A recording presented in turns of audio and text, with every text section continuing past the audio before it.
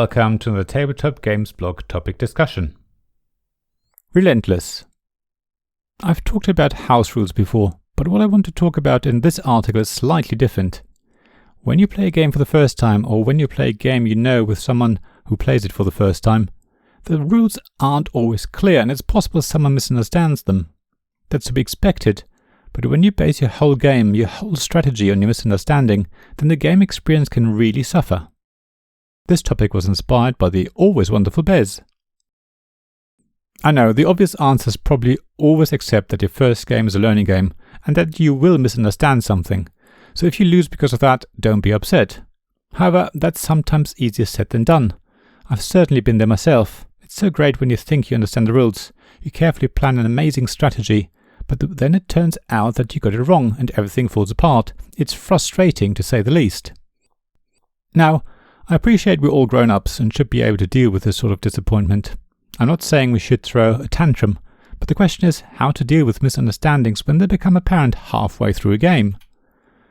Let's look at a situation where all of you play a game for the first time. You all think you understand the rules because maybe someone taught the game, or you all learned it yourself beforehand, or however your group goes about playing the new game. So you start playing, and then you get to a point where the rules don't seem to make sense. You all thought you knew what to do in the situation, but it's not clear.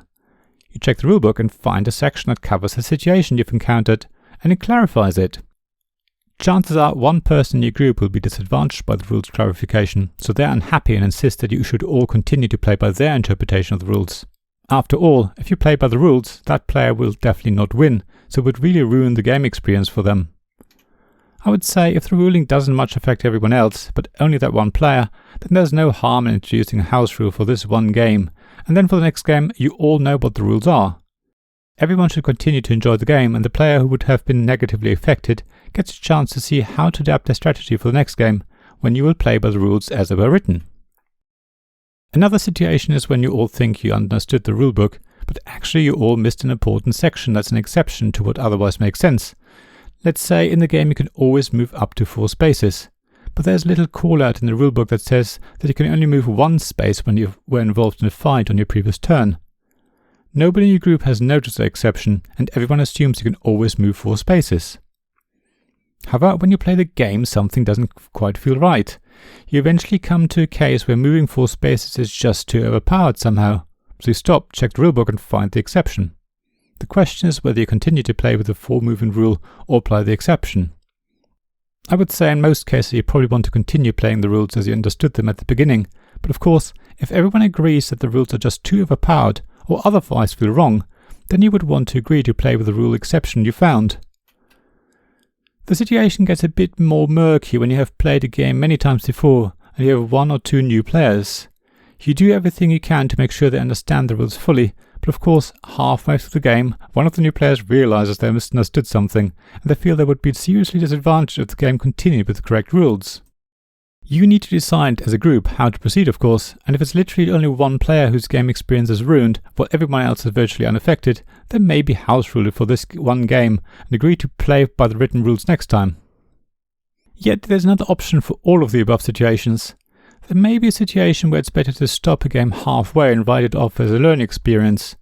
That's especially true if you have plenty of time to play another game with the correct rules. That way you all can start again and everyone knows what's expected.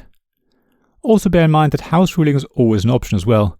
As long as everyone agrees that a specific rule doesn't feel right, then try a house rule and see if it makes the game more fun for you all. It's just not always easy when you've started a game and are halfway through. So I would like to know how you deal with situations where you discover a new rule or learn that you misunderstood something. Do you tend to allow individual players an exception to the rules if it makes the game experience better for everyone? I'd love to hear your thoughts. Please share them on the blog at tabletopgamesblog.com. Thank you for listening to this Tabletop Games blog topic discussion podcast. Please check the description below for links mentioned in this episode as well as to the written version of this article on the blog. If you enjoyed this episode, please subscribe, give us some stars or leave a review. Please also tell your friends about me, and if you want to offer financial support, check out my Patreon and Ko-fi pages, links to which you'll find in the blog at tabletopgamesblog.com. So thank you again for listening, and I hope to see you again soon. This podcast was made possible by the generous help of my Patreon supporters. Royal Patron Sean Newman, Castle Guards David Miller and James Naylor, Dice Masters Alex Bardi, Paul Grogan and Robin Kay, and Shining Lights Gavin Jones, Sarah Reed, Richard Simpson and Tim Vernick.